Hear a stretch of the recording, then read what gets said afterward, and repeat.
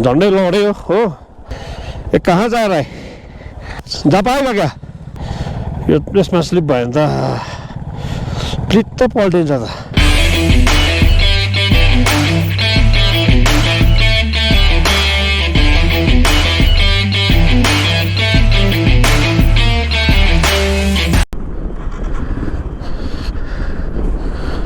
So हामी अब निस्क्यौँ होला लो गोरु जङ्गल बाइकमा जानु जति सजिलो रहेछ हो त्यति फर्किनु साह्रो रहेछ यो कुरा चाहिँ यहाँबाट अब अहिले मैले बुझ्दैछु किनकि जाँदाखेरि चाहिँ अलिक बिहान भएर यो बाटो डल्लै अब उयो हुँदो रहेछ क्या त सुक्खा टाइपको हुँदो रहेछ अन्तखेरि अर्को कुरा चाहिँ के भयो भने आउँदाखेरि चाहिँ डल्लै यो आइसहरू क्या त यो स्नोहरू बिलिँदा चाहिँ डल्लै यो माटोलाई चाहिँ हिरो बनाइदिँदो रहेछ क्या त and on top of that माथि यो आर्मीको हरूले यो बाटो बनाउँदै रहेछ क्या कस्तो डरलाग्दो हिलो भइरहेको रहेछ हो त्यो मेरो अगाडि गयो मैले त यो क्यामेरा एक्सचेन्ज गर्नुको लागि एकछिन यहाँ रोकेँ अन्त त्यो ग्रुपको एकजना केटा चाहिँ झन्डै लडी नै हाल्यो नि बिचरा अब पुरै अब स्लिप खाएर अब ससमा क्या त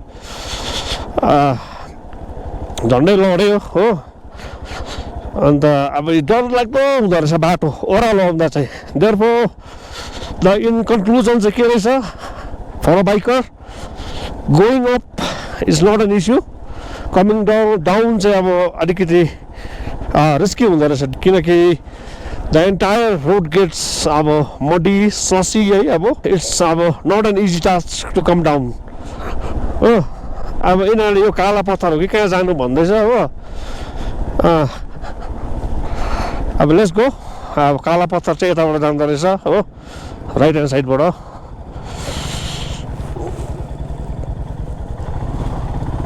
अब यो फेरि हिउँ खाली छ अरे काला पत्थरमा चाहिँ हो यही होला काला पत्थर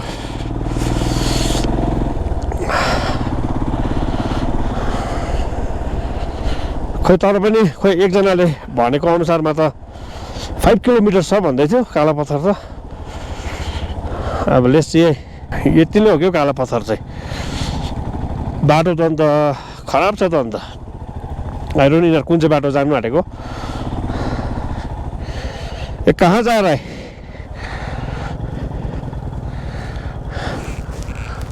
जग्गा त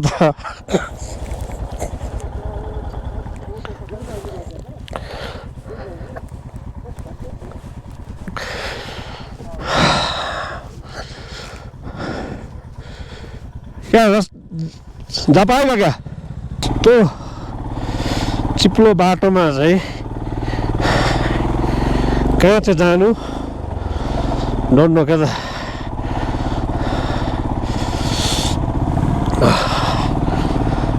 लेट्स सी कहाँसम्म जानु सक्छ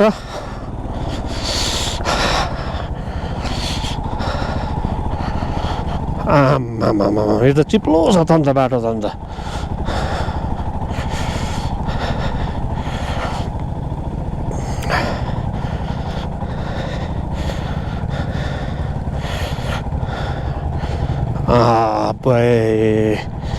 यो यसमा स्लिप भयो भने त फ्लिट पल्टिन्छ त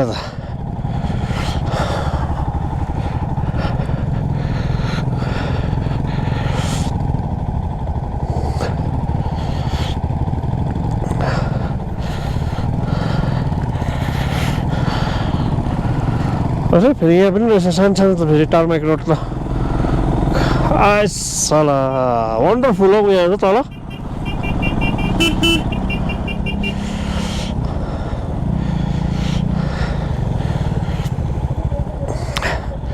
जस्ट सी द भ्यूज गाइज यो के हो यो पोखरी थियो होला पहिला त है आमामा एक्सट्रिमली वाइट हो It's like a heaven on earth. By the way, यो जग्गालाई चाहिँ काला पत्थर भन्दो रहेछ यहाँनिर चाहिँ हो अन्त आई डोन्ट नो अब अगाडि कस्तो छ गोलाइको उतापट्टि के छ त्यो हेर्नुपर्छ किनकि एभ्री बेन्डको पछाडि फेरि यहाँनिर अर्को भ्यूहरू आउँछ क्या त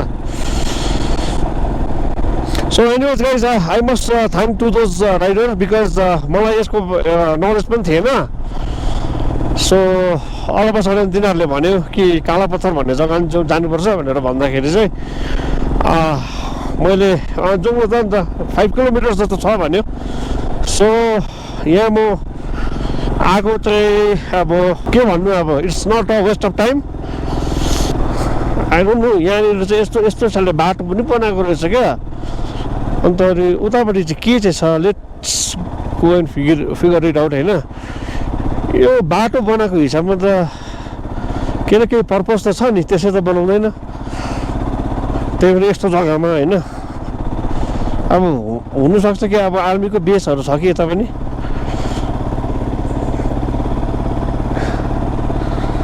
लेट्स से के छ उयो गोलाई काटेर हेरौँ न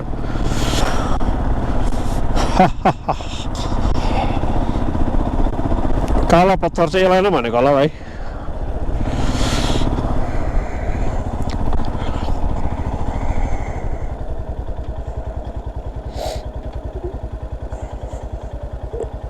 साइड दिइहाल्नुपर्छ यार मलाई चिसो लाग्यो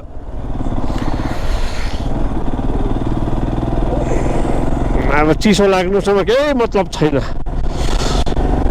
हेल्थ डाउन हुन्छ भनेको हमको कुछ नै पता भाइ अचम्मै लाग्दो कुरा चाहिँ के नि बाटोको यतापट्टि चाहिँ पुरा हिउँ छ हो यतापट्टि चाहिँ हिउँ नै छैन हो क्या त मेरो ट्रिपको पैसा अदा भइसक्यो क्या त अब मलाई त्यो जुलुकमा यो के अरे माथि जिरो युङथामहरूमा केही नदेख्यो भने मलाई भयो अब क्या त देख्नु पाए पनि ठिकै छ पाएन भने पनि मेरो ट्रिपको एन्टायर पैसा चाहिँ यो भ्यू माथि गुरुदङमाले मेरो अदै भइसक्यो so therefore if I don't see anything in Zuluk silk route and Yumthang and all I will have no regrets at all so तर आइ एम नट स्योर कि यहाँ त आर्मीहरू पुरा आउँदैछ क्या I am not sure whether हामी जानु पो पाउँछ कि पाउँदैन तर यहाँ मैले सुन्दा त यहाँ मलाई त केही पर्मिटहरू केही दरकार त पर्दैन भनेर सुनेको थिएँ हो तर अब यिनीहरूलाई चाहिँ राम्रो जग्गामा चाहिँ साइड चाहिँ दिइहाल्नु पर्छ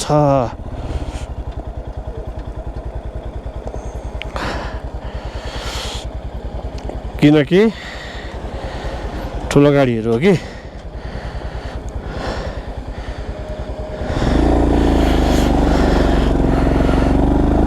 You should not take any risk. यतापट्टि ढङ्ग झऱ्यो भने त ठिकै छ मान्छे त आइहाल्छ घस्दैन होइन कि बाइक कसले ल्याउने फेरि ऊ आर्मीलाई नै हेल्प माग्नु जानुपर्छ नि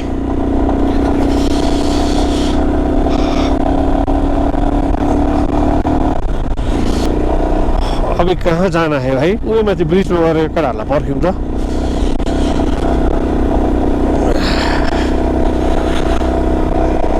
भरे काला बजार जाँदाखेरि है थुनथान गरेर राख्दैन त रेडी हुन्छ नि चाइना पुग्यो भने त है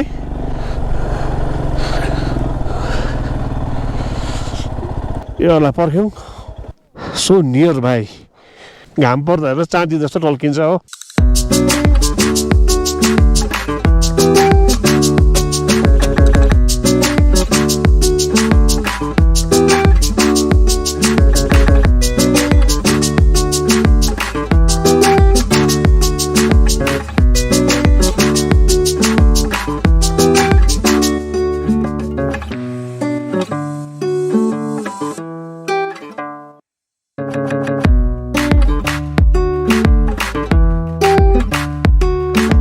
We are done with our Kala Patthar. We are moving down to Lachen.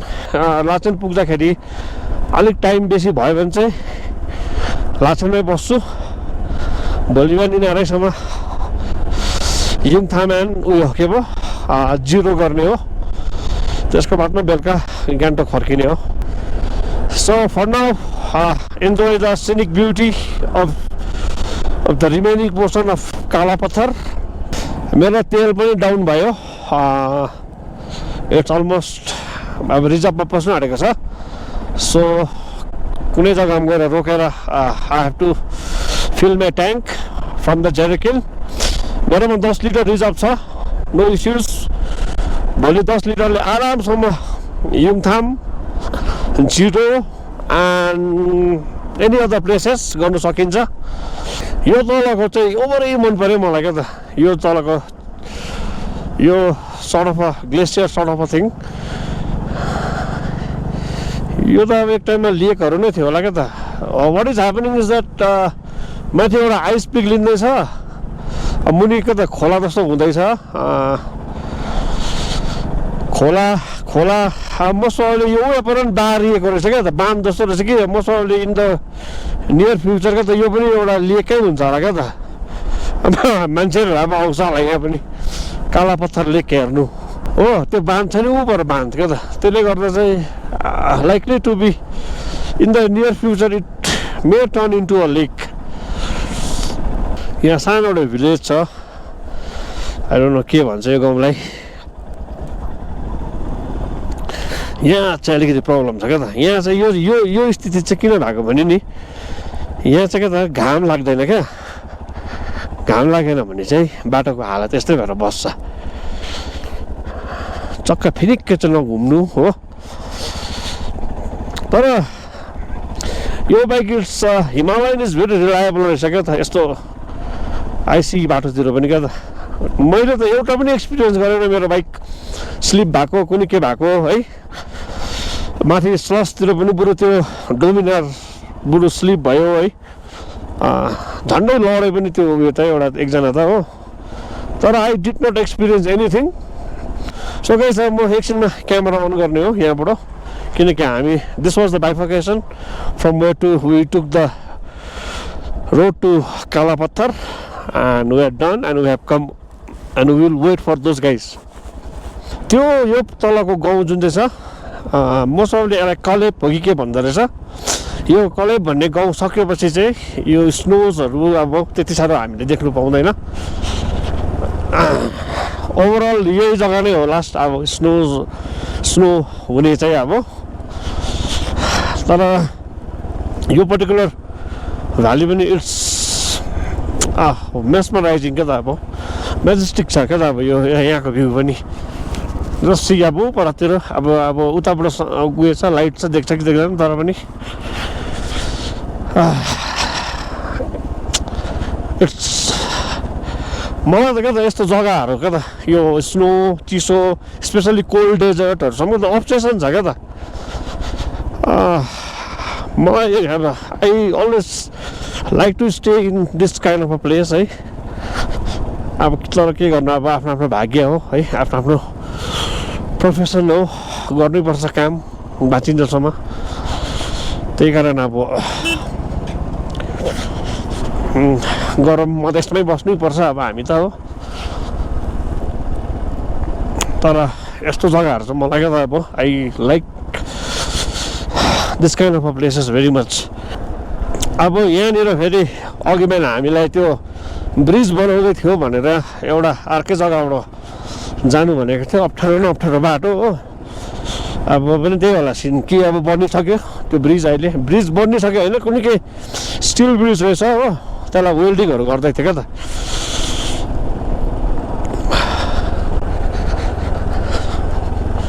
The thing यो त खेतीहरू हो हेर त.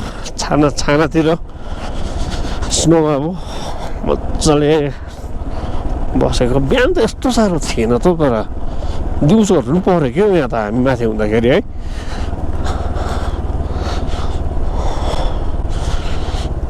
यस्तो त थिएन नि दिउँसो बिहान आउँदा हामी. यस्तो हेर घरको छेउतिर कस्तो उयो भइरहेको छ, जमिरहेको छ.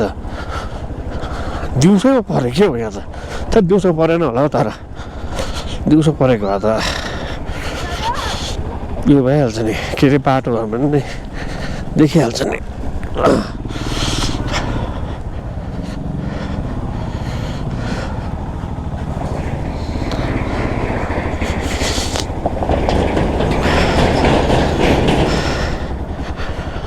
होइन परेर उसो किनकि यस्तो थिएन बिहान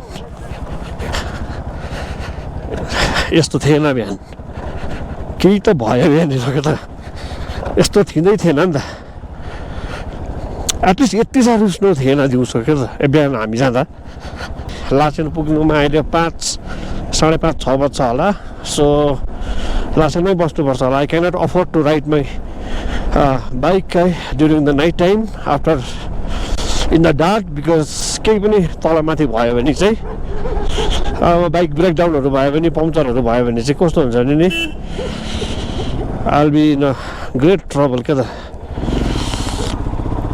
हो तर बिहान चाहिँ let me tell you guys बिहान यति साह्रो यो थिएन हो तर अब आई डोन्ट नो के भयो दिउँसो भक्कु हिउँ पऱ्यो किन के हो यो स्पेसल अब मैले किन भनेको भन्दा घरको यस्तोतिर त थिँदै थिएन नि त यो यस्तो क्या त अब यत्रो त मोटो त जन्मेकै थिएन नि त त्यो उयो बिहान त हामी जाँदाखेरि त तर अब अहिले त हेर्नु त लु ड्यामडुम भइरहेको छ आज हामी एकछिन नयाँ राति बस्यो भने त आज हामी पनि पुरिन्छ होला क्या त अन्त यो I still remember this bridge in the morning है यो ब्रिज यहाँ थियो तर उतापट्टि त्यस्तो उयो थिएन नि त हिउँ थिएन त्यस्तो साह्रो क्या त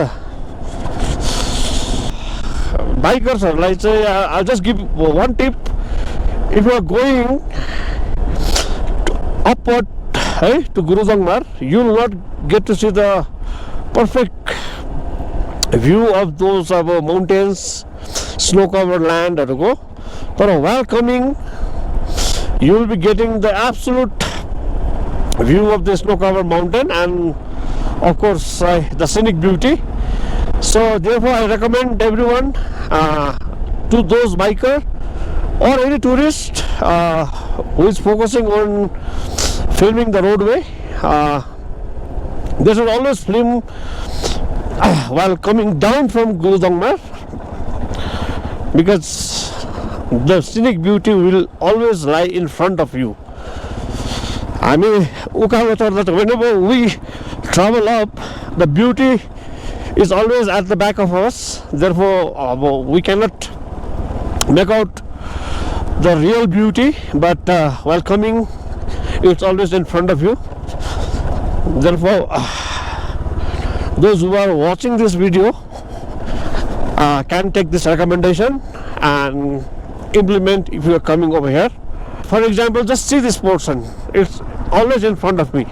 By any hook or crook, भोलि गान्तोक पुग्नुपर्छ, गान्तोकमा गएर बसिन्छ एक दिन, त्यहाँदेखि पर्सि मेरो ट्रिप फेरि सिल्क रुटमा जानुपर्छ, Changu, Zuluk, Nathang valley, Kupup. I have ample of time for यो हाम्रो माथि सिल्क रुटको लागि. Therefore, यहाँको जस्तो टाइम यो क्राइसिस हुँदैन. I'm absolutely beautiful man.